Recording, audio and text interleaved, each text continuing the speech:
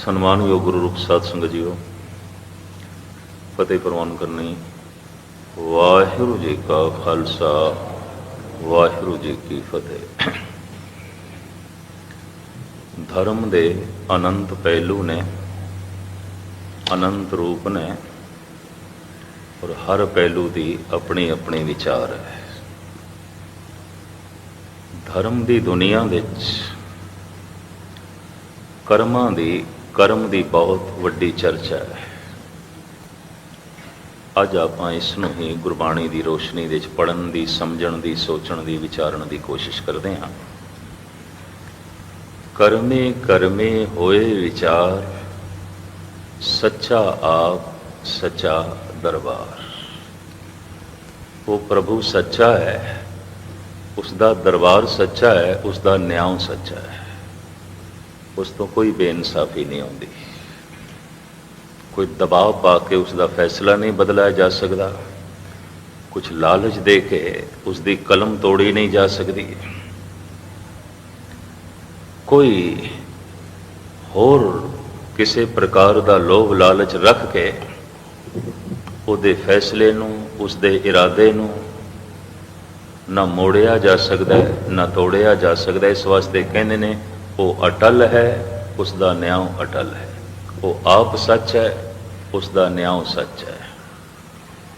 ਇਹ ਗੱਲ ਵੱਖਰੀ ਹੈ ਕਿ ਦੁਨੀਆ ਵਿੱਚ ਜਿੱਥੇ ਇਨਸਾਫ ਮਿਲੇ, ਸਾਰੇ ਅਰਬ ਵਿੱਚ, ਈਰਾਨ, ਅਫਗਾਨਿਸਤਾਨ ਤੇ ਭਾਰਤ ਵਿੱਚ ਉਸ ਨੂੰ ਅਦਾਲਤ ਕਹਿੰਦੇ ਨੇ। ਅਦਾਲਤ, ਅਦਲ ਕਹਿੰਦੇ ਨੇ ਇਨਸਾਫ ਨੂੰ। ਅਦਾਲਤ ਇਨਸਾਫ ਦਾ ਘਰ, ਅਖਰੀ ਅਰਥ ਇਹ ਬਣਦੇ ਨੇ। ਅਦਲ ਇਨਸਾਫ,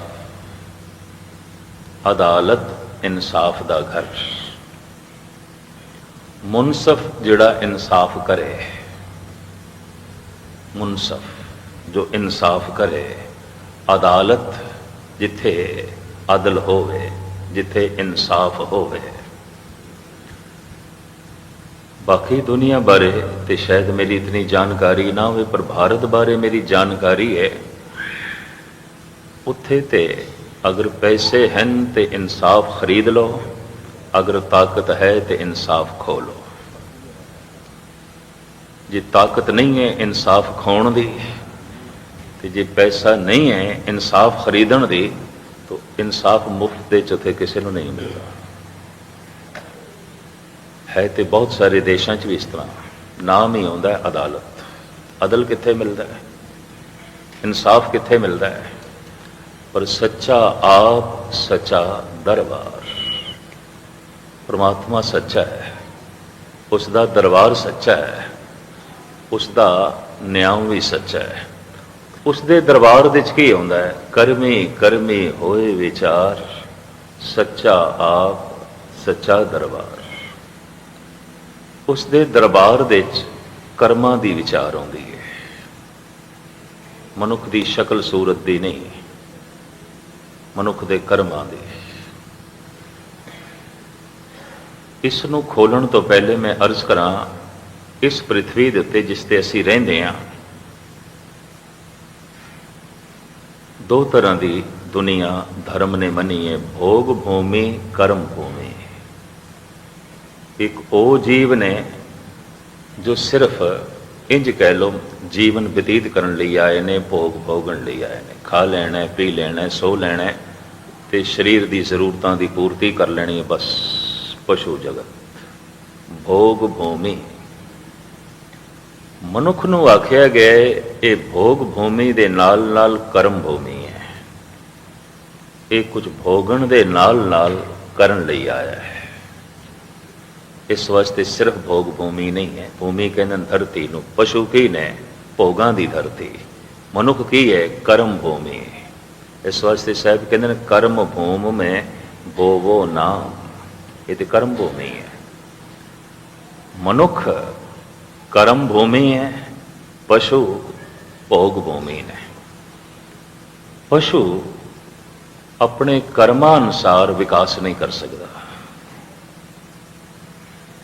ਇਸ ਤਰ੍ਹਾਂ ਦੇ ਨਾ ਉਸ ਦੇ ਸਰੀਰ ਦੀ ਬਣਤਰ ਹੈ, ਨਾ ਹੀ ਇਸ ਤਰ੍ਹਾਂ ਉਸ ਦੇ ਮਨ ਦੀ ਬਣਤਰ ਹੈ। ਉਹ ਵਿਕਾਸ ਕਰਮਾਂ ਦੇ ਉੱਤੇ ਅਸਵਾਰ ਹੋ ਕੇ ਨਹੀਂ ਕਰ ਸਕਦਾ, ਅਗਾਂਹ ਨਹੀਂ ਵੱਧ ਸਕਦਾ। ਪ੍ਰਕਿਰਤੀ ਆਪਣੇ ਸੁਭਾਅ ਦੇ ਮੁਤਾਬਕ ਉਸ ਨੂੰ ਅਗਾਂਹ ਤੋਰਦੀ ਹੈ। ਇੰਜ ਕਹਿ ਲਓ, ਪਸ਼ੂਆਂ ਦਾ ਵਿਕਾਸ ਪ੍ਰਾਕਿਰਤਿਕ ਹੈ, ਪਰਮਾਤਮਾ ਦੀ ਮਰਿਆਦਾ ਅਨੁਸਾਰ ਹੈ। ਤਾਂ ਉਹ ਮਰਿਆਦਾ ਕਿਆ ਮਨੁੱਖ ਨਾਲ ਕੰਮ ਨਹੀਂ ਕਰਦੀ? ਕੰਮ ਕਰਦੀ ਹੈ। ਮਨੁੱਖ ਨਾਲ ਪਰਮਾਤਮਾ ਦੀ ਸੁਤੰਤਰ ਮਰਿਆਦਾ ਕੰਮ ਕਰਦੀ ਹੈ ਵੀ ਇੱਥੇ ਉਸ ਨੂੰ ਸੁਤੰਤਰਤਾ ਦੇ ਦਈਏ, ਤੇਰੀ ਮਰਜ਼ੀ ਹੈ, ਤੂੰ ਕੀ ਕਰਨਾ ਹੈ। ਮਨੁੱਖ ਨੂੰ ਕਰਮ ਦੀ ਛੋਟ ਦੇ ਦਿੱਤੀ ਗਈ। ਇਹ ਕਰਮ ਭੂਮੀ ਹੈ। ਇਸ ਧਰਤੀ ਦੇ ਵਿੱਚ ਜਿਹਾ ਬੀਜੇ ਸੋ ਲੁਣੇ ਕਰਮਾ ਸੰਦੜਾ ਖੇਤ। ਜੈਸਾ ਜੈਸਾ ਤੂੰ ਬੀਜ ਬੋਵੇਂਗਾ ਵੈਸਾ ਵੈਸਾ ਤੇਰੇ ਝੋਲੀ ਦੇ ਵਿੱਚ ਉਸ ਦਾ ਫਲ ਪਵੇਗਾ। ਇਹ ਕਰਮ ਭੂਮੀ ਹੈ।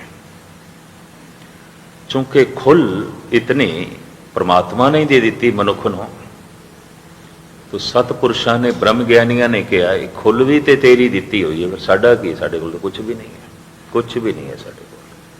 ਇਸ ਤੋਂ ਆਮ ਲੋਕਾਂ ਨੇ ਬੜੇ ਗਲਤ ਅੰਦਾਜ਼ੇ ਲਾਏ, ਸਾਡੇ ਕੋਲ ਕੀ ਹੈ? ਕਰਨ ਕਰਾਵਨ ਉਹ ਆਪੇ ਹੈ। ਜੇ ਸਾਡੇ ਕੋਲ ਸੁਤੰਤਰਤਾ ਵੀ ਹੈ ਤੇ ਉਸ ਦੀ ਦਿੱਤੀ ਹੋਈ ਇਸ ਹਿਸਾਬ ਨਾਲ ਠੀਕ ਹੈ, ਉਹ ਕਰਨ ਕਾਰਨ ਹੈ, ਸਭ ਕੁਝ ਉਹੀ ਕਰ ਰਿਹਾ ਹੈ। ਪਰ ਉਸਨੇ ਸਾਨੂੰ ਖੁੱਲ ਦਿੱਤੀ ਹੈ। ਤੂੰ ਸੱਚ ਵੀ ਬੋਲ ਸਕਦਾ ਹੈ, ਝੂਠ ਵੀ ਬੋਲ ਸਕਦਾ ਹੈ, ਅਗਾਂਹ ਵੀ ਜਾ ਸਕਦਾ ਹੈ, ਪਿੱਛੇ ਵੀ ਜਾ ਸਕਦਾ ਹੈ, ਉੱਪਰ ਵੀ ਉੱਠ ਸਕਦਾ ਹੈ, ਥੱਲੇ ਵੀ ਜਾ ਸਕਦਾ ਹੈ। ਇਤਨੀ ਖੁੱਲ ਦਿੱਤੀ ਹੈ। ਪਰ ਚੂੰਕਿ ਖੁੱਲ ਉਸੇ ਦੀ ਦਿੱਤੀ ਹੋਈ ਹੈ, ਤੇ ਜਿਨ੍ਹਾਂ ਦੇ ਅੰਦਰ ਬ੍ਰਹਮ ਗਿਆਨ ਘਟਤ ਹੋਇਆ ਉਹਨਾਂ ਨੇ ਆਖਿਆ ਵੀ ਠੀਕ ਹੈ, ਖੁੱਲ ਤੋਂ ਦਿੱਤੀ, ਅੱਗੇ ਜਾਣ ਦੀ, ਪਿੱਛੇ ਜਾਣ ਦੀ, ਸੱਚ ਵੀ ਬੋਲ ਸਕਦੇ ਹਾਂ, ਤੇਰੇ ਨਾਲ ਜੁੜ ਵੀ ਸਕਦੇ ਹਾਂ, ਤੇ ਇੱਥੋਂ ਦੂਰ ਵੀ ਹੋ ਸਕਦੇ ਹਾਂ। ਪਰ ਖੁੱਲ ਤੇ ਤੇਰੀ ਦਿੱਤੀ ਹੋਈ ਹੈ ਨਾ, ਤੇਰੀ ਖੁੱਲ ਕਰਕੇ ਤੇਰੇ ਤੱਕ ਪਹੁੰਚੇ ਤੇ ਤੇਰੀ ਖੁੱਲ ਕਰਕੇ ਦੂਰ ਹੋ ਗਏ ਤੇ ਇੱਥੋਂ। ਇਸ ਵਕਤ ਸਾਡੇ ਕੋਲ ਕੀ ਹੈ? ਕੁਝ ਵੀ ਨਹੀਂ। ਉਮੀਦ ਹੈ ਪਕੜ ਦੇ ਚ ਆਈ ਹੋਵੇਗੀ ਗੱਲ ਆਪ ਤੇ।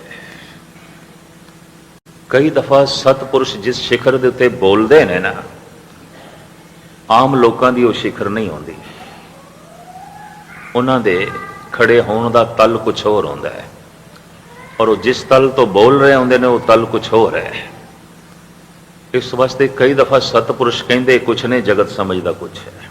ਇਹ ਵੀ ਮੈਂ ਅਰਜ਼ ਕਰਦੇ ਹਾਂ, ਮਹਾਪੁਰਸ਼ ਨੇ ਆਖਿਆ ਕੁਛ ਹੈ, ਗੁਰੂਆਂ ਨੇ ਆਖਿਆ ਕੁਛ ਹੈ, ਜਗਤ ਨੇ ਸਮਝਿਆ ਕੁਛ ਹੈ। ਕਾਰਨ ਐਸਾ ਕਿਉਂ ਹੋਇਆ ਹੈ? ਤਾਲਮੇਲ ਨਹੀਂ ਬੈਠਿਆ। ਗੱਲ ਬਹੁਤ ਉੱਚੀ ਸੀ, ਬਹੁਤ ਉੱਚੀ ਸੀ, ਸਿਰ ਦੇ ਉੱਪਰੋਂ ਲੰਘ ਗਈ। ਜਦ ਇਹ ਆਖਿਆ ਜਾਂਦਾ ਹੈ ਕਰਮ ਕਰ, ਐ ਰਖਵਾਦ ਨਾ ਕੀਜੇ ਰੇ ਮਨ, ਸੁਕਰਤ ਕਰ ਕਰ ਲੀਜੇ ਰੇ ਮਨ। ਤੂੰ ਗਿਲਾ ਕਿਉਂ ਕਰਦਾ ਹੈ? ਸ਼ੁਭ ਕਰਮ ਕਰਕੇ ਸੁੱਖਾਂ ਨਾਲ ਆਪਣੀ ਝੋਲੀ ਭਰ ਲੈ। ਜੋ ਕੁਝ ਤੂੰ ਜਗਤ ਦੇ ਵਿੱਚ ਪ੍ਰਾਪਤ ਕਰਨਾ ਹੈ ਕਰ ਲੈ। ਤੈਨੂੰ ਖੁੱਲ੍ਹ ਹੈ, ਤੈਨੂੰ ਧਰਤੀ ਦਿੱਤੀ ਹੈ ਤੇ ਬੀਜ ਬਾਉਣ ਦੀ ਤੈਨੂੰ ਖੁੱਲ੍ਹ ਦੇ ਦਿੱਤੀ ਹੈ। ਤੂੰ ਕੇਸਰ ਬੀਜਣਾ ਹੈ ਕਿ ਨਿੰਮ ਬੀਜਣੀ ਹੈ? ਤੂੰ ਜੌ ਬੀਜਣੇ ਨੇ ਕਿ ਚਣੇ ਬੀਜਣੇ ਨੇ? ਤੂੰ ਅੰਗੂਰਾਂ ਦੀਆਂ ਬੇਲਾਂ ਲਾਣੀਆਂ ਨੇ ਕਿ ਕਿੱਕਰ ਦੇ ਬੀਜ ਬਾਉਣੇ ਨੇ? ਇਹ ਤੇਰੀ ਮਰਜ਼ੀ ਹੈ। ਖੁੱਲ੍ਹ ਹੈ। ਤੈਨੂੰ ਧਰਤੀ ਵੀ ਦੇ ਦਿੱਤੀ, ਤੈਨੂੰ ਬੀਜ ਬਾਉਣ ਦੀ ਖੁੱਲ੍ਹ ਵੀ ਦੇ ਦਿੱਤੀ। ਪਰ ਇੱਕ ਦਫਾ ਬੀਜ ਤੂੰ ਬੋ ਦਿੱਤਾ ਤੇ ਬਾਉਣ ਤੋਂ ਬਾਅਦ ਤੈਨੂੰ ਖਿਆਲ ਆਵੇ ਮੈਂ ਤੇ ਅੰਬਾਂ ਦੇ ਬੂਟੇ ਲਾਣੇ ਸਨ, ਲਾ ਬੈਠਾ ਕਿਕਰਾਂ ਦੇ। ਅੱਛਾ ਹੁਣ ਪ੍ਰਮਾਤਮਾ ਮੈਥੋਂ ਭੁੱਲ ਹੋਈ ਹੈ, ਇਹਨਾਂ ਕਿਕਰਾਂ ਨੂੰ ਹੀ ਅੰਬ ਲਾ ਦੇ, ਨਹੀਂ ਲੱਗਣਗੇ। ਐਸਾ ਨਹੀਂ ਹੋਵੇਗਾ। ਇਹ ਉਸ ਦਾ ਨਿਯਮ ਨਹੀਂ ਹੈ, ਇਹ ਉਸ ਦੀ ਮਰਿਆਦਾ ਨਹੀਂ ਹੈ। ਬਾਬਾ ਫਰੀਦ ਕਹਿੰਦੇ ਨੇ, ਲੋੜੇ ਦਾਖ ਬਿਜੋਰੀਆਂ ਕਿੱਕਰ ਬੀਜੇ ਜੱਟ, ਹੰਡੇ ਉਨ ਕਤਾਏ ਦਾ ਪੈਂਦਾ ਲੋੜੇ ਪੱਟ। ਲਾਂਦਾ ਬੂਟੇ ਕਿਕਰਾਂ ਦੇ, ਮੰਗਦਾ ਹੈ ਅੰਬ। ਚਰਖੇ ਦੇ ਚ ਕੱਤਦਾ ਹੈ ਉਨ, ਮੰਗਦਾ ਹੈ ਰੇਸ਼ਮ। ਹੰਡੇ ਉਨ ਕਤਾਏ ਦਾ ਪੈਂਦਾ ਲੋੜੇ ਪੱਟ। ਕੱਤਦਾ ਤੇ ਉਨ ਪਿਆ, ਬੁਣਦਾ ਤੇ ਉਨ ਪਿਆ ਤੇ ਮੰਗਦਾ ਹੈ ਰੇਸ਼ਮੀ ਕੱਪੜਾ ਖੱਡੀ ਤੋਂ। ਬੋਂਦਾ ਤੇ ਕਿੱਕਰ ਪਿਆ, ਮੰਗਦਾ ਅੰਬ ਹੈ। ਐਸਾ ਹੋ ਹੈ। ਬੀਜ ਮਨੁੱਖ ਦੁੱਖਾਂ ਦੇ ਬਾਉਂਦਾ ਹੈ ਮੰਗਦਾ ਸੁੱਖ ਹੈ। ਇਸ ਤਰ੍ਹਾਂ ਹੀ ਰਿਹਾ ਹੈ। ਔਰ ਜਦ ਇਸ ਨੂੰ ਸੁੱਖ ਮਿਲਦਾ ਨਹੀਂ ਤਾਂ ਗਿਲਿਆਂ ਨਾਲ ਭਰ ਜਾਂਦਾ, ਔਰ ਗਿਲਾ ਇਤਨਾ ਵੱਧ ਜਾਂਦਾ ਹੈ, ਕਹਿ ਦਿੰਦਾ ਕੋਈ ਪਰਮਾਤਮਾ ਨਹੀਂ, ਕੋਈ ਈਸ਼ਵਰ ਨਹੀਂ। ਐ ਰਖਵਾਦ ਨ ਕੀਜੇ ਰੇ ਮਨ, ਸੁਕਰਤ ਕਰ ਕਰ ਲੀਜੇ ਰੇ ਮਨ। ਲੇਕਿਨ ਦੂਜੇ ਤਬਕੇ ਦਾ ਮਨੁੱਖ ਐਸਾ ਕਹਿ ਦਿੰਦਾ ਹੈ, ਕਰਨ ਕਰਾਵਨ ਸਰਵ ਕੋ ਨਾਥ। ਉਹ ਤੇ ਆਪ ਹੀ ਨਾਥ ਹੈ, ਮਾਲਕ ਹੈ, ਸਭ ਕੁਝ ਉਸਦੇ ਹੱਥ 'ਚ ਹੈ। ਇਸਕਾ ਬਲ ਨਹੀਂ ਇਸ ਹਾਥ, ਕਰਨ ਕਰਾਵਨ ਸਰਵ ਕੋ ਨਾਥ। ਫਿਰ ਉਹ ਇੰਜ ਲੈ ਲੈਂਦਾ ਹੈ, ਮਨੁੱਖ ਦੇ ਹੱਥ 'ਚ ਕੀ ਹੈ? ਕੁਛ ਵੀ ਨਹੀਂ ਹੈ, ਵਾਕਈ ਕੁਛ ਨਹੀਂ ਹੈ। ਤੁਸੀਂ ਆਖੋਗੇ ਹੁਣੇ ਤੇ ਮੈਂ ਕਹਿ ਰਿਹਾ ਕਿ ਤੂੰ ਕਿੱਕਰ ਵੀ ਬੀਜ ਸਕਦਾ ਹੈ, ਅੰਬ ਵੀ ਬੀਜ ਸਕਦਾ ਹੈ, ਪਰ ਮੈਂ ਅਰਜ਼ ਕਰਾਂ ਫਿਰ ਵੀ ਕੁਛ ਨਹੀਂ ਹੈ ਮਨੁੱਖ ਦੇ ਹੱਥ 'ਚ। ਕਿਉਂ? ਕਿੱਕਰ ਬੀਜਣ ਦੀ ਖੁੱਲ੍ਹ ਵੀ ਪ੍ਰਮਾਤਮਾ ਨੇ ਦਿੱਤੀ ਹੈ, ਅੰਬਾਂ ਦੇ ਬੂਟੇ ਲਾਉਣ ਦੀ ਖੁੱਲ੍ਹ ਵੀ ਉਸੇ ਨੇ ਦਿੱਤੀ ਹੈ, ਖੁੱਲ੍ਹ ਉਸ ਦੀ ਦਿੱਤੀ ਹੋਈ ਹੈ। ਇਹ ਸਾਡੀ ਮਰਜ਼ੀ, ਅਸੀਂ ਕੀ ਬੀਜਣਾ ਹੈ। ਪਰ ਸਾਡੀ ਮਰਜ਼ੀ ਦੀ ਇਹ ਜਿਹੜੀ ਖੁੱਲ੍ਹ ਹੈ, ਇਹ ਵੀ ਉਸ ਅਕਾਲ ਪੁਰਖ ਦੀ ਦਿੱਤੀ ਹੋਈ ਹੈ। ਤੇ ਇਸ ਬਾਰੀਕੀ ਤੇ ਪਹੁੰਚ ਕੇ ਭਗਤਾਂ ਨੇ ਕਹਿ ਦਿੱਤਾ ਸਾਡੇ ਕੋਲ ਕੁਝ ਵੀ ਨਹੀਂ। ਜੇ ਖੁੱਲ੍ਹ ਵੀ ਹੈ ਤੇ ਤੇਰੀ ਦਿੱਤੀ ਹੋਈ, ਸਾਡੇ ਕੋਲ ਆਪਣਾ ਕੀ ਹੋਇਆ? ਕੁਝ ਵੀ ਨਹੀਂ। ਇਸ ਰੂਪ ਵਿੱਚ ਆਖਿਆ, ਜਿਸ ਰੂਪ ਵਿੱਚ ਅਸੀਂ ਲੈ ਲੈਨੇ ਆ। ਇੱਕ ਸ਼ਰਾਬ ਪੀ ਰਿਹਾ, ਕਹਿੰਦਾ ਜਦੋਂ ਗੁਰੂ ਛਡਾਵੇਗਾ ਉਦੋਂ ਛੱਡ ਲਿਆਂਗੇ। ਇਹਦਾ ਮਤਲਬ ਵਿੱਚ ਗੁਰੂ ਅਜੇ ਤੈਨੂੰ ਇਹੀ ਆਖਦਾ ਪੀ, ਸਵੇਰੇ ਵੀ ਪੀ ਤੇ ਸ਼ਾਮੀ ਵੀ ਪੀ। ਲੋਕੀ ਕਹਿ ਦਿੰਦੇ ਨੇ ਜਦੋਂ ਪ੍ਰਮਾਤਮਾ ਜਗਾਏਗਾ ਉਦੋਂ ਅੰਮ੍ਰਿਤ ਵੇਲੇ ਜਾਗ ਕੇ ਜਪ ਕਰਾਂਗੇ। ਇਹਦਾ ਮਤਲਬ ਅਜੇ ਪ੍ਰਮਾਤਮਾ ਨਹੀਂ ਚਾਹੁੰਦਾ। ਜਦੋਂ ਗੁਰੂ ਚਾਹੇਗਾ ਉਦੋਂ ਨੇਕ ਕਰਮ ਕਰਾਂਗੇ। ਇਹਦਾ ਮਤਲਬ ਅਜੇ ਗੁਰੂ ਇਹੀ ਚਾਹੁੰਦਾ ਤੂੰ ਬੁਰੇ ਕਰ, ਤੂੰ ਮਾੜੇ ਕਰ। ਇਹ ਜਿਹੜੇ ਅਰਥ ਲੋਕਾਂ ਨੇ ਕੀਤੇ ਨੇ ਤੇ ਸਮਝੇ ਨੇ, ਇਹ ਉਹਨਾਂ ਦਾ ਭੁਲੇਖਾ ਹੈ।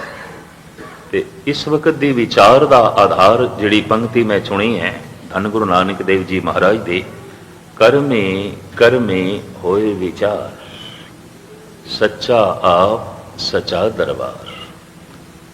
ਉਸ ਸੱਚੇ ਦੇ ਦਰਬਾਰ ਦੇ ਵਿੱਚ ਸੱਚ ਹੈ, ਕਰਮਾਂ ਅਨੁਸਾਰ ਫੈਸਲੇ ਕਰਦਾ, ਬਾਕੀ ਕੁਝ ਵੀ ਨਹੀਂ।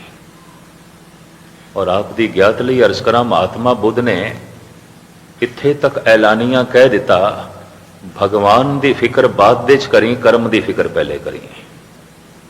ਇੱਥੋਂ ਹਿੰਦੁਸਤਾਨ ਦੇ ਬ੍ਰਾਹਮਣਾਂ ਨੇ ਮਹਾਤਮਾ ਬੁੱਧ ਨੂੰ ਨਾਸਤਿਕ ਕਹਿ ਦਿੱਤਾ। ਇਹ ਨਾਸਤਿਕ ਹੈ। ਅਜੇ ਤੱਕ ਵੀ ਬ੍ਰਾਹਮਣੀ ਸਮਾਜ ਮਹਾਤਮਾ ਬੁੱਧ ਨੂੰ ਨਾਸਤਿਕ ਕਹਿੰਦਾ ਹੈ। ਪਟਨਾ ਜੰਕਸ਼ਨ ਦੇ ਬਾਹਰ ਇੱਕ ਬਹੁਤ ਵੱਡਾ ਮੰਦਿਰ ਬਣਿਆ ਹੈ। ਔਰ ਪਹਿਲੇ ਇਹ ਫੈਸਲਾ ਹੋਇਆ ਸੀ ਕਿ ਭਾਰਤ ਵਿੱਚ ਜਿਤਨੇ ਅਵਤਾਰੀ ਪੁਰਸ਼ ਹੋਏ ਨੇ ਉਹਨਾਂ ਸਾਰਿਆਂ ਦੇ ਵਿੱਚ ਮੂਰਤੀ ਸਥਾਪਨ ਕਰਨੀ ਹੈ। ਮੰਦਿਰ ਬੜਾ ਕਾਬਲੇ ਦੀਦ ਹੈ, ਬੜਾ ਖਰਚ ਕੀਤਾ ਹੈ, ਤਕਰੀਬਨ 15-20 ਸਾਲਾਂ 'ਚ ਤਾਮੀਰ ਹੋਇਆ ਹੈ, ਬਣ ਗਿਆ। ਤੇ ਹੁਣ ਮੂਰਤੀਆਂ ਸਥਾਪਨਾ ਕਰਨੀਆਂ ਸਨ।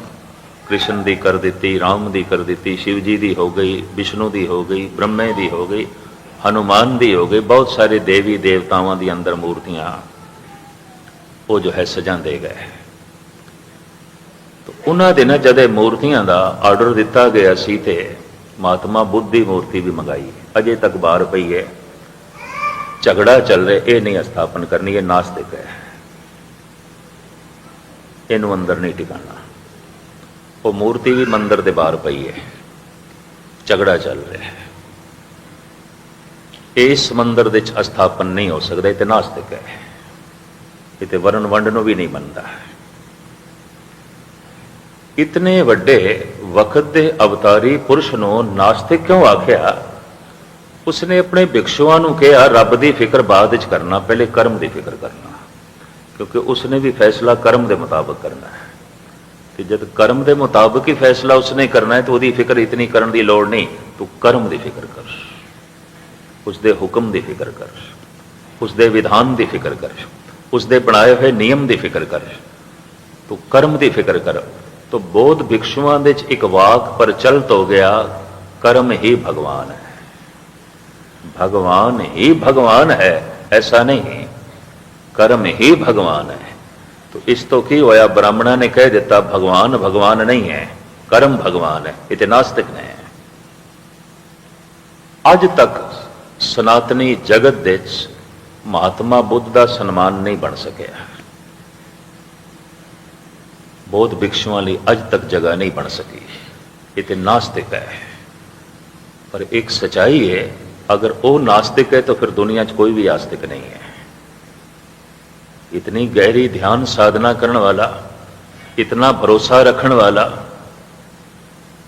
दुनियावी सारे सुखां नूं एक पासे सुट के अध्यात्मक सुख की तलाश करने वाला, तो उसनूं कह दईए नास्तिक। क्यों कहा गया? कर्म ही भगवान है, भगवान ही भगवान है। उसने अपने बौद्ध भिक्षुओं नूं कहा यह फिक्र बाद विच करना, कर्म ही भगवान है। क्योंकि जो दुख मिलना है, जो सुख मिलना है, थानू कर्म नाल मिलना है। जो आनंद मिलना है, जो खेड़ा मिलना है, थानू कर्म नाल मिलना है। जो ज्ञान मिलेगा, जो शांति मिलेगी, थानू कर्मा नाल मिलेगी। तो जब मिलना ही कर्मा नाल है तो फिर कर्म की फिक्र करो। धन गुरु नानक देव जी महाराज कहते हैं, जित कीता पाइए अपना, सा घाल बुरी क्यों घालिए। जे तू अपना ही कीता पाना है तो फिर अपने कर्तव्य प्रति जरा सुचेत हो जा।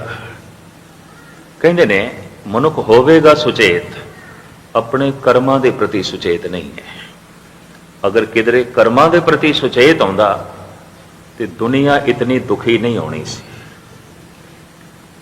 कहते ने हवा व्यापक है, आकाश व्यापक है, दुख भी व्यापक है। जिथे तक आकाश पसरे है उत्थे तक ही दुख है। जिथे तक पवन झूलती है उत्थे तक ही लोगों के घरों च दुख झूलते पे।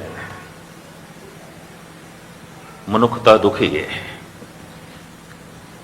यानी इसका यह मतलब नहीं कि पशु पंखी दुखी ने, कतई दुखी नहीं है। ये भी मैं अर्ज करते हैं, कोई पशु दुखी नहीं, कोई पक्षी दुखी नहीं, कोई कीड़ा मकोड़ा दुखी नहीं, सब सुख दे च ने। पशु सुख दे च जी रहे ने, देवते ब्रह्म ज्ञानी महापुरुष आनंद दे च जी रहे ने। बस दुख केवल मनुख की दुनिया च। और साहिबां नूं इत्थे तक कहना पिया, बाली रोवे नाए भतार, नानक दुखिया सब संसार। समूह जगत, मनुखी जगत, मैं फिर अर्ज करा बाकी नहीं, बाकी सब सुख दे च ने। कारण पशु जो जी रहा है लोड़ां दे तल ते, मनुख जी रहा है ख्वाहिशां दे तल ते। लोड़ां दी पूर्ति ना होए पशु तड़पदा है, ख्वाहिशां दी पूर्ति ना होए मनुख तड़पदा है। बगौर मुताला करना, सिर्फ लोड़ां दी पूर्ति होंदी ते पशुआं दी तरह मनुख भी सुखी होना सी। उन्होंने प्यास लगी है, पानी मिल जाए, उन्होंने भुख लगी है, खुराक मिल जाए, वो शरीर दियां लोड़ां दी पूर्ति हो जाए, बस मस्त है, सौ जाता है, आनंद लेंदा है। पशु सुखी ने, महापुरुष ते देवते आनंद दे च ने, मनुख दुख दे च है। दुख सिर्फ थानू मनुख दी दुनिया दे च मिलेगा, या उन्हां पशुआं कोल दुख मिलेगा जिहड़े विचारे मनुख दी कैद दे च ने, मनुख दी संगत दे च रहिंदे पे। उन्हां दी प्राकृतिक जिंदगी च फर्क पा दिता है। जिस ढंग नाल वो जीवना चाहते हैं उस ढंग नाल मनुख नहीं जीण देंदा पिया। वो दुखी हो सकते हैं, वो पीड़ित हो सकते हैं। वरना दुख सिर्फ मनुख दे कोल है, कायनात दे च, इस ब्रह्मंड दे च दुख होर किधरे भी नहीं है। बनस्पति खेड़े च है, पशु सुख दे च ने, कीड़े मकोड़े भी सुख दे च ने। यह भी मैं अर्ज करते हैं, एक विष्टा का जंतु भी सुख दे च है, एक गंदगी दे च लिपटिया होया सूअर भी सुख दे च है। मैं फिर अर्ज करा, एक मनुख दुख दे च है, एक मनुख की संगत दे जिहड़े पशु रह रहे हैं, मनुख की कैद दे च, वो बेचारे दुखी हो सकते हैं। वरना पशु दुखी नहीं ने, पंछी दुखी नहीं ने।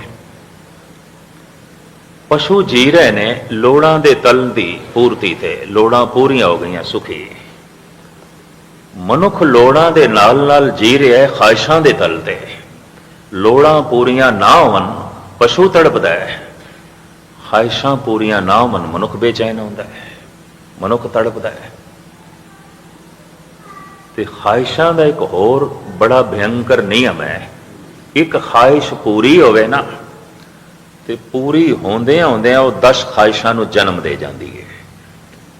जैसे एक मनुख जमीन तो रुखसत होंदे होया वड्डा हो गया, जवान हो गया, ब्याया गया, बुढ़ा हो गया, जमीन तो रुखसत होंदे होंदे 2 4 5 7 बच्चों को जन्म दे जाता है, पिछे अपनी संतत छोड़ जाता है, अपना खून छोड़ जाता है।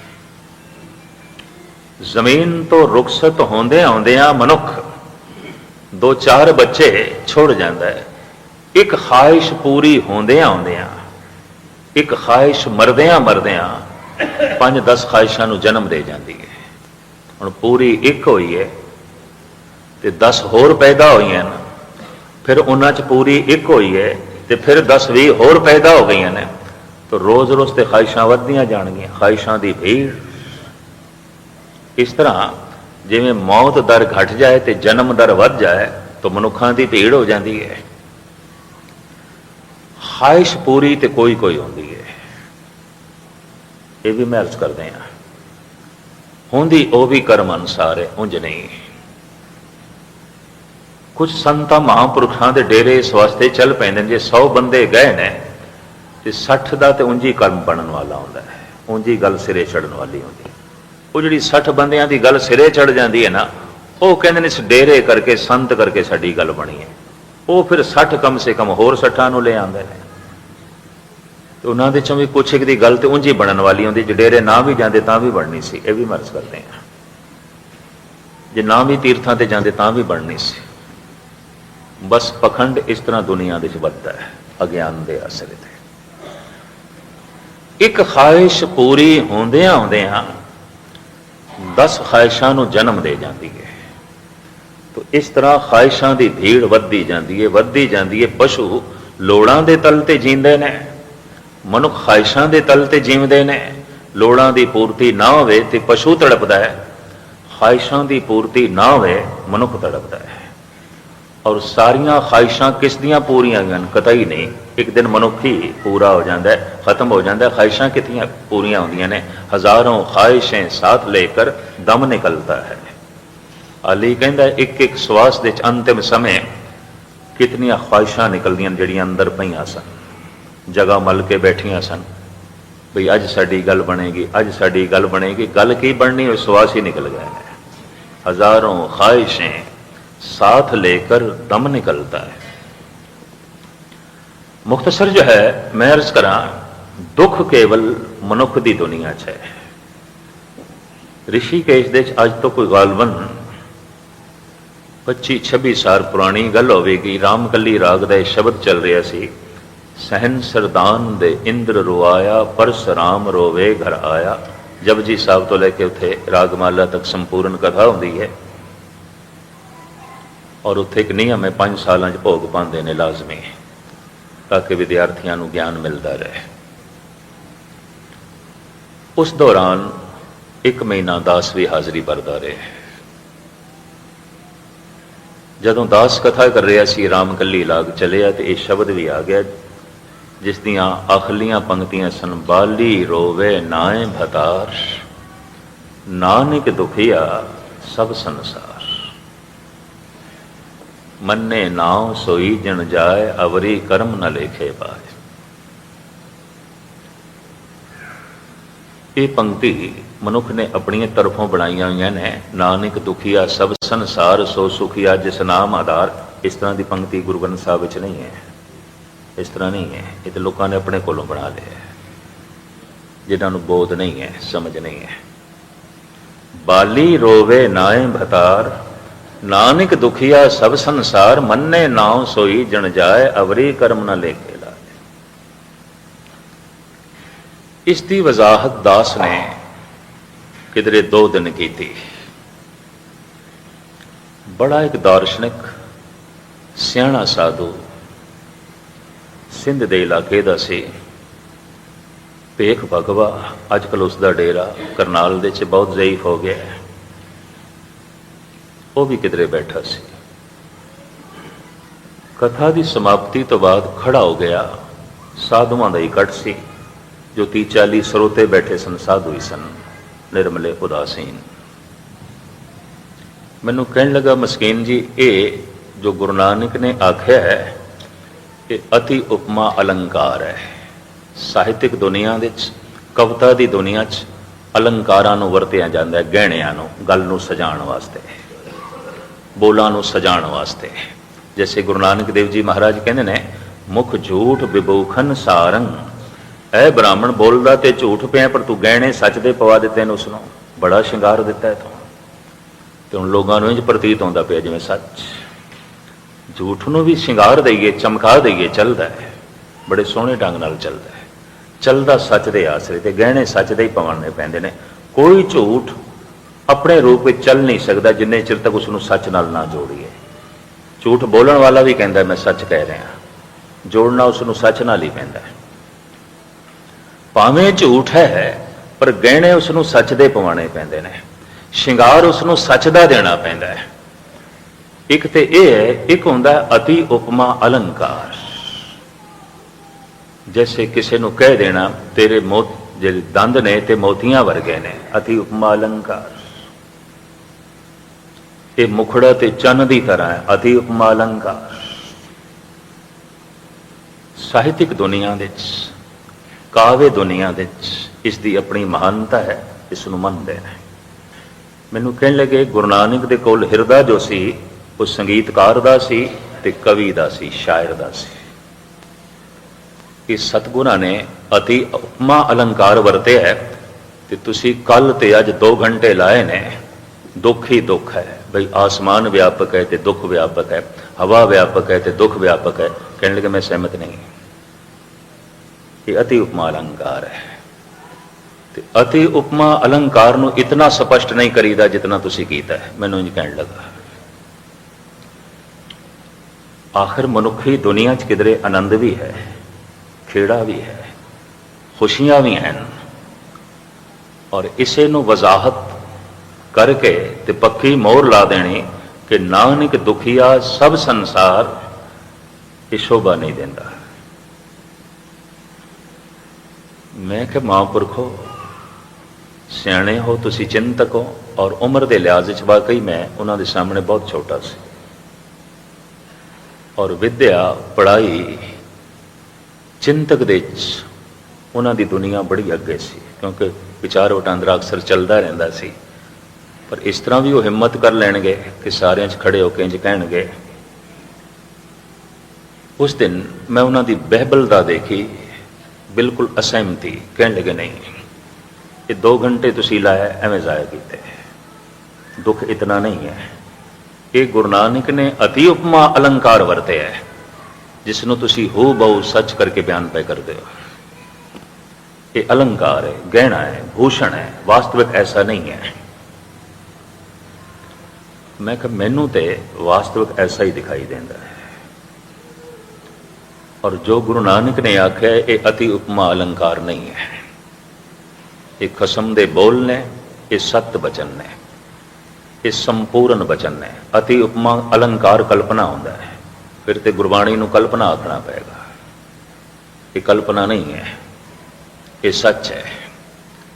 ਮੈਨੂੰ ਕਹਿਣ ਲੱਗੇ ਤੁਹਾਡੀ ਸ਼ਰਧਾ ਹੈ, ਇਸ ਤਰ੍ਹਾਂ ਤੁਹਾਥੋਂ ਕਹਿਲਵਾ ਰਹੀ ਹੈ, ਵਰਨਾ ਇਹ ਅਤੀ ਉਪਮਾ ਅਲੰਕਾਰ ਹੈ।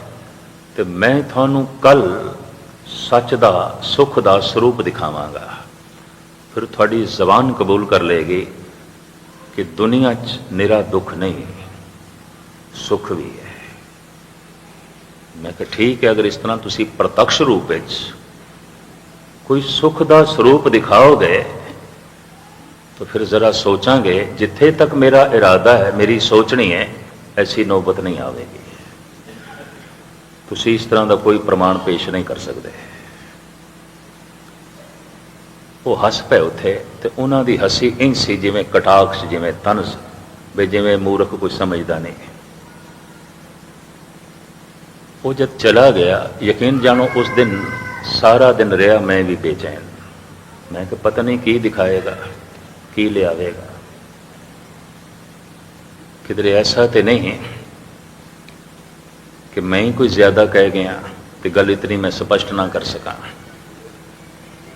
ਉਹ ਨੀਂਦਰਾ ਕਿਸ ਨੂੰ ਕਹਿੰਦੇ ਨੇ, ਨੀਂਦ ਦਾ ਨਾ ਆਉਣਾ, ਇਹ ਵੀ ਮੈਨੂੰ ਉਸ ਦਿਨ ਪਤਾ ਚੱਲਿਆ। ਮੈਨੂੰ ਰਾਤ ਨੂੰ ਨੀਂਦ ਵੀ ਨਹੀਂ ਪਈ, दिमाग सोचता ही रहा बई इन्हें सारे साधुआं दे इकट्ठ दे च पग लानी है।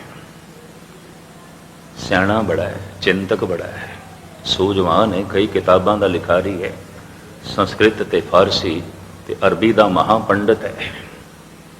ये ते पता नहीं की दिखावेगा और कोई मामूली चीज़ पेश नहीं करेगा, क्योंकि मामूली सोचने का मनुख ही नहीं है। खैर ज्यों त्यों करके सवेर हुई, कथा का वकत होया। कथा उत्थे अमृत वेले आउंदी सी, सूरज निकलण तो पहले पहले समाप्ति हो जाती सी। गंगा ते इशनान करके साधु उत्थे ही नितनेम कर लेंदे सन, अपना जो कुछ करना है, तो फिर कथा जो है एक तरीके नाल संध्या चलती सी। इन कथा दास ने आरंभ की थी, पर मन उखड़िया हुआ है तो जबान भी उखड़ी हुई है। घंटा जरूर मैं पास किया, लेकिन मैंने खुद भी नहीं पता कि मैं घंटे च की आखिया। ये भी मेरी उस दिन हालत रही। वो साधु आया जब कोई मैनू 15-20 मिनट बोलदिया हो गए, वो हथ खिड़े हुए गुलाब के फुलों का गुलदस्ता सी, तो मैं सोचा शरधा तो यह भी गुरु ग्रंथ साहब की पूरी रखता है। एन अमृत वेले सोहने जिहा फुलों का गुलदस्ता लैके आया है, मत्था जरूर उसने टेकिया, फुल नहीं भेंट किए, अपने हाथ च ही रखे। एन बैठता भी कोने से, बिल्कुल कोने च बैठ गया। कथा की समाप्ति तो बाद खड़े होकर मैनू कहन लगा, मस्कीन जी ये थानू फुल दिखाई देंदे ने, ये जो मेरे हाथ दे गुलाब के फुलों का गुलदस्ता है थानू दिखाई देंदा है? मैं कहा प्रभु की बख्शिश है, रहमत है, अखां च रोशनी है, दिखाई देंदा है। मैनू कहन लगा जे दिखाई देंदे ने थानू ये फुल, तो फिर फुलों का हासा भी दिखाई देंदा होवेगा, इन्हां दी मुस्कुराहट भी दिखाई देंदी होवेगी, तो इन्हां दा स्वप्न भी दिखाई देंदा होवेगा। मैं कहा ठीक है, बिल्कुल ठीक है, ये हसदे हुए प्रतीत हो रहे हैं। कहंदा इतने हासे दे होंदे हाँ, इतनी खुशी दे होंदे हाँ, इतने खिड़ाव दे होंदे हाँ और इतने स्वप्न दे होंदे हाँ, क्या ये आखना फबदा है, चंगा लगता है? नानक दुखिया सब संसार, ऐसा खेड़ा सामने होवे, एक स्वप्न का नमूना सामने होवे, खेड़े की तस्वीर सामने होवे, मुस्कुराहट का मुजस्मा सामने होवे, क्या ये बोल फबदे ने? नानक दुखिया सब संसार अति उपमा अलंकार है। ये किसे किसे थां ते घटित होवेगा, सब जगह ते नहीं। मन तो बोझ थोड़ा हल्का होया। मैं कहा महात्मा जी धन्यवाद थोड़ा, तुसी मैनू खेड़े दे खुशियां दे सुख दे दर्शन कराए। कल तुसी वैदा कीता सी, अज दिखाया, तस्लीम मनदे हैं। गालबन कल वैदा कीता ते अज दिखाया, ये 24 घंटे हो गए, तो हुण 12 घंटिया वास्ते बस सतगुर की हजूरी च रख जाओ, इत्थे ही रख जाओ, बाकी गल आपां शामी करांगे, बाकी चर्चा थोड़े नाल शामी होवेगी। इन्हां ही फुल्लां दे संबंध च इन्हां नूं जरा बस इत्थे ही रख जाओ। गुलाब हिंदुस्तान विच खिड़दा है गर्मियां दे दिनां खास करके, और बड़ी महक, बड़ी खुशबू। मैनूं चंगी तरह याद है जब मैं दूरों देखा, उन्हां दी अखां भर आईयां, कहंदे शाम नूं ते मुरझा जाणगे, ते फिर की गल होवेगी? ते मैं कहा मुरझाना कोई आसमान तो टपकेगा, ये जिहड़ा मुरझाना है ना, इसे ही खेड़े दे चों निकलेगा। ये जिहड़ी मौत है, इसे ही जिंदगी दे चों निकलेगी। ये जिहड़ी करूपता है ना, इसे ही स्वप्न दे चों निकलेगी। ये जो कब्र है, इसे ही जिंदगी दी बनेगी। मैनूं चंगी तरह याद है, ढाह निकल गई उसदे मूँह चों, और मेरे हिरदे ने तस्लीम किया निरा पखंडी नहीं, गल नूं पकड़न वाला समझण वाला भी है, कोरा हंकारी नहीं। कहने लगा गुरु नानक ने जो कुछ आख्या सही है, गुरु नानक के संबंधित जो मैं शब्द आखे मैं वापस लेना कि ठीक है। बाली रोवे नाए भतार, नानक दुखिया सब संसार। दुख व्यापक है, मूर्ख दा दुखी होना कुदरती है, सियाणा भी दुखी है। निर्धन दा दुखी होना कुदरती है, धनवान भी दुखी है। बल्कि मनोचिंतक ते कहते ने निर्धन देश इतने दुखी नहीं जितने धनवान देश दुखी ने। निर्धन मनुख इतना दुखी नहीं जितना धनवान दुखी है, और निर्गुण मूर्ख इतना दुखी नहीं, क्योंकि मूर्खता दा जो करके उसनों दुख का इतना एहसास नहीं आता जितना कि सियाणा दुखी है, चिंतक दुखी है। दुख तो व्यापक है, कमजोर भी दुखी है, ताकतवर भी दुखी है, निर्बल भी दुखी है, बलवान भी दुखी है, निर्धन भी दुखी है, धनवान भी दुखी है, करूप भी दुखी है, सुंदर भी दुखी है, छोटा भी दुखी है, बड़ा भी दुखी है। दुख व्यापक है। बाली रोवे नाए भतार, नानक दुखिया सब संसार। मनुखता दी झोली च इतने दुख देख के ख्याल आ जाता है किधरे गलत बीज ते नहीं बोए गए। कड़वे फलों नूं वेख के कहते दरखत की पहचान आती है, फलों तो पहचान आती है, बोया की सी। बीज की पहचान किस तो होगी? फल तो। कड़वे फलों नूं वेख के फौरन अंदाजा लगता है बीज ठीक नहीं बोए गए, गलत बोए गए ने।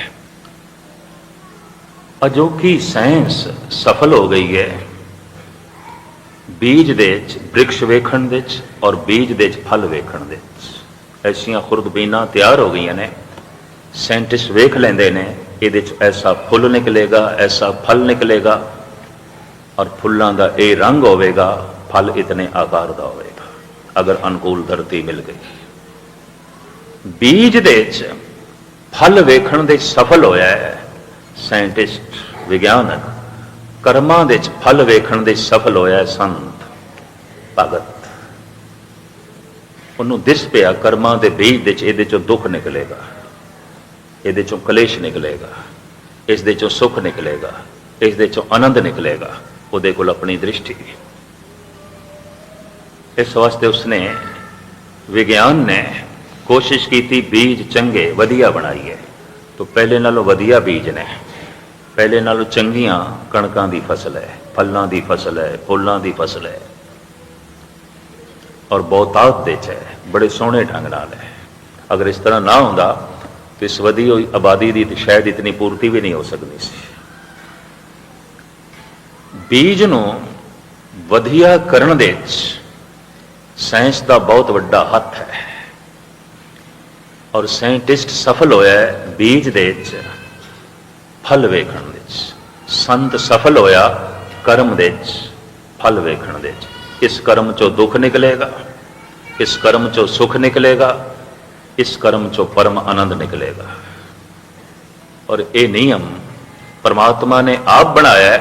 अगर कोई दुखी है तो एक गल स्पष्ट हो गई, बीज ऐसा बोया गया जिसको दुख निकले है। और जे दुख है तो फिर परमात्मा कसूरवार नहीं, क्योंकि आज तक ऐसा होया है। फ्राइड ने किधरे कह दिता कि गालबन 60% बीमारियां जद्दी आउंदियां ने। मां नूं कोई रोग सी ते अगे औलाद नूं हो गया, और प्यो नूं कोई रोग सी ते अगों पुत्र नूं हो गया, जद्दी रोग। तो फ्राइड ने ऐसा कह दिता, तेरे शरीरक रोगां लई तू जिम्मेवार नहीं, तेरे मां बाप जिम्मेवार है। तो हुण संस्कार भी शुरू च मां बाप देंदे ने। बोलना सोचना ये पहले पहले तो मां बाप तो ही मिलता है, जो है मनुखी बच्चे ना।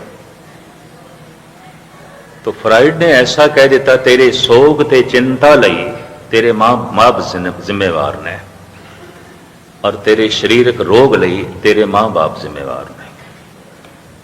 मां बाप तो शरीर आया, रोगी शरीर आया, वो दोषी ने। और उसने उस वक्त ऐलानिया कहा सी जर्मनी के प्रसिद्ध डॉक्टर कि दुनिया दे इस तरह के जितने रोगी बंदे ने उन्हां कोल औलाद पैदा करने का हक खो लेना चाहिए, नहीं तो दुनिया दे रोगी रोगी होंगे। उसने अपने ढंग नाल ऐसा आख्या। तेरे शरीरक रोगों लई तेरे मां बाप जिम्मेवार ने, तेरे मानसिक संताप लई तेरे मां बाप जिम्मेवार ने। मानसिक रोगों लई ते शरीरक रोगों लई मां बाप जिम्मेवार ने। अजे इसका असर यूरोप की दुनिया च पै रहा सी, पनीरी ते नवी पनीरी ते नौजवानों ते, और मां बाप का सन्मान घटना शुरू हो गया सी। इस ख्याल तो कार्ल मार्क्स ने एक होर चोट कर दी, तेरी आर्थिक औकड़ा लई समाज जिम्मेवार है, तू जिम्मेवार नहीं। तेरी आर्थिक तंगियां लई, तेरे आर्थिक कलेश लई, तेरे आर्थिक संताप लई समाज जिम्मेवार है। हुण मेरियां आर्थिक जो है कमजोरियां ते दुखां लई समाज जिम्मेवार है, मेरे शरीरक रोगां लई, मेरे मानसिक संताप लई मां बाप जिम्मेवार ने। मैं तो स्वतंत्र हो गया, मेरा तो फिर कोई कसूर ही नहीं, फिर तो हर बंदा बेकसूर हो गया, फिर तो मेरा कोई दोष ही नहीं, फिर तो दोष मां बाप का हो गया, दोष समाज का हो गया। गुरु ग्रंथ साहब जी महाराज की रोशनी फ्राइड के ख्यालों को लईए, कार्ल मार्क्स के ख्यालों को लईए, साहब कहते मां बाप दोषी नहीं है, समाज भी दोषी नहीं है, फिर कौन दोषी है? दद्दा दोष न देव काहूं, दोष कर्मा अपने जो मैं किया सो मैं पाया, दोष न दीजे अवर जना। कोई मां बाप दोषी नहीं है, कोई समाज दोषी नहीं, तेरे दुखों लई तेरे कर्म दोषी ने, तेरे दुखों लई तू जिम्मेवार है। ना मां बाप ना समाज, तू किसी को जिम्मेवार नहीं ठहरा सकता, तू अपना दोष किसी ते भी नहीं सुट सकता। तेरे दुख लई, तेरी मानसिक पीड़ा लई, तेरे शरीरक रोगां लई, तेरियां आर्थिक औकड़ां लई तू जिम्मेवार है। ना समाज जिम्मेवार और ना ही मां बाप जिम्मेवार, तू स्वयं। दद्दा दोष ना काहूं, दोष कर्मा अपने जो मैं किया सो मैं पाया, दोष न दीजे अवर जना। कर्म एक ऐसा बीज है, और ये बीज तेनों परमात्मा ने खुले रूप दे दिते, अदृश्य रूप। रसना तेरे कोल है, तेरी मर्जी है, तू सच दे बीज बो भावें झूठ दे, मिठास दे बीज बो भावें कुड़तन दे। हाथ तेरे कोल ने, भावें गलत कर भावें ठीक कर, पैर तेरे कोल ने, भावें गलत पासे जा भावें सही। लेकिन इतनी गल चेते कर ले, तेरा हर कर्म एक बीज है, और इस बीज तो फल पैदा होगा। अपने कर्म प्रति तू सावधान होई। ते कर्म तीन तरह के ने, शरीरक, मानसिक, वाचक। जो मैं मन नाल सोचिया चंगा या माड़ा, मानसिक कर्म। जो मैं जबान नाल बोलिया चंगा या माड़ा, वाचक कर्म। जो मैं हत्थां पैरां दे नाल कीता चंगा ते माड़ा, शरीरक कर्म। इन्हां तिन्नां ही कर्मां दे जोड़ तो उपजदे ने सुख ते दुख। दुख है तेरे कोल, किसी को भी दोषी ठहराने की लोड़ नहीं। तेरे शरीरक कर्म ठीक नहीं होंगे, तेरे वाचक कर्म ठीक नहीं होंगे, तेरे मानसिक कर्म ठीक नहीं होंगे। कर्म ही ते बीज सन। तो मैं फिर अर्ज करा, मनुख हर बंदा जैसे बीज दे फल नहीं देख सकता, लेकिन विज्ञानक देख सकता है, साइंटिस्ट वेख सकता है, अज भी वेख सकता है। ये बीज ठीक नहीं ने, ये चो फल ठीक नहीं निकलेगा, ये चो फुल चंगे नहीं निकलणगे। बीज दे फल वेखण दे सफल होया साइंटिस्ट, कर्म दे दुख सुख का फल वेखण दे सफल होया संत।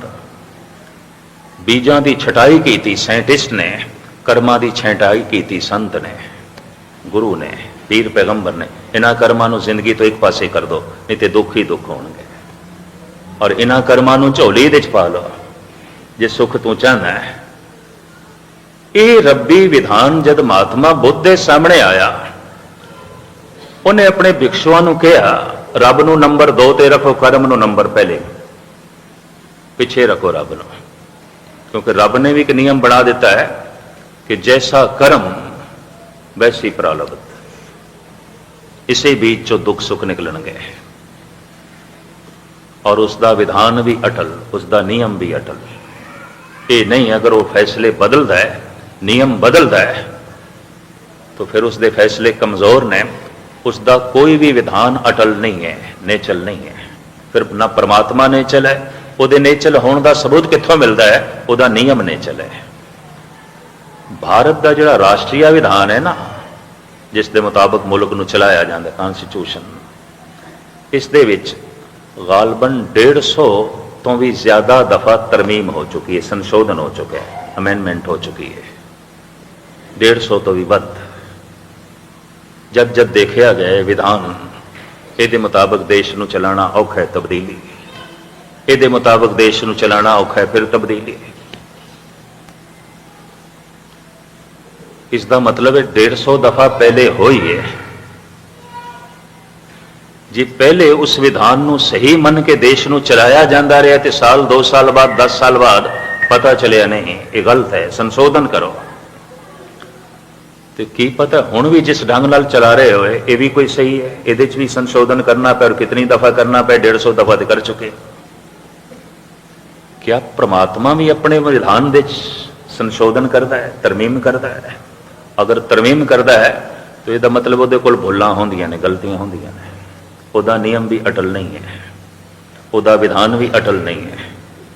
फिर ਉਹਨੂੰ भी ठीक करना पैंदा है, ਉਹਨੂੰ भी अपने विधान की सुधाई करनी पैंदी है, और ਉਹਨੂੰ भी सोचना पैंदा है कि ਇਹਦੇ मुताबिक जगत नूं चलाना औखा है, और ਇਹਦੇ मुताबिक जगत नूं पैदा करना औखा है। मैं अपने विधान दे जो है तब्दीली करा नहीं, सच्चा आप सच्चा दरबार। गुरु नानक देव जी महाराज कहते हैं, कर्मी कर्मी होए विचार, सच्चा आप सच्चा दरबार। परमात्मा सच्चा है, उसका नियम सच्चा है, उसका दरबार अटल है, वो कोई तरमीम नहीं, वो कोई संशोधन नहीं। कर्मां दी विचार आउंदी है, उसके दरबार दे किस ढंग नाल आउंदी है। ये लंबे चौड़े सिद्धांतक नुकते मैं थोड़े सामने कल फिर रखांगा, क्योंकि घड़ी तो अपनी चाल नाल चलती है, तो कल की तरह मैं गुस्ताखी ना करा, क्योंकि पिछे जत्थियां ने कीर्तन भी करना होंदा है, और महापुरखों दी इत्थे विचारां होंदियां ने। इतनी जो है प्रवान करनी। दास ने अगे जाके 7:45 बजे गुरुद्वारा सरी दे जो है हाज़री भरनी है, उत्थे जो लड़ीवार मजमून चल रहा उसनूं उत्थे तोरांगे। ये मैं इस वास्ते थोड़े सामने जो है विचार रखी, क्योंकि बहुत सारिਆਂ ਦੇ इस ढंग के प्रश्न सन। ये प्रश्न अपने आप दे इतना वड्डा है, इतना वड्डा है, घट तो घट मेरी छोटी जी मत के मुताबिक 15 दिन ते मंगदा है इनू निखेड़न लई।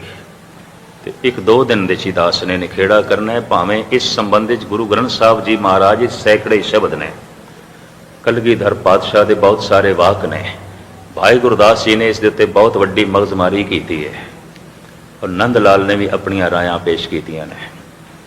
तुच्छ बुद्धि अनुसार समय की गति के मुताबिक जितना हो सके थोड़े सामने रखांगा। पंक्ति है मूल, कर्मे कर्मे होए विचार, सच्चा आप सच्चा दरबार। मेरे दुखा लई कोई दोषी नहीं, मेरे दुखा लई मैं दोषी हाँ। दद्दा दोष न देऊ काहूं, दोष कर्मा अपने आ, जो मैं किया सो मैं पाया, दोष न दीजे अवर जना।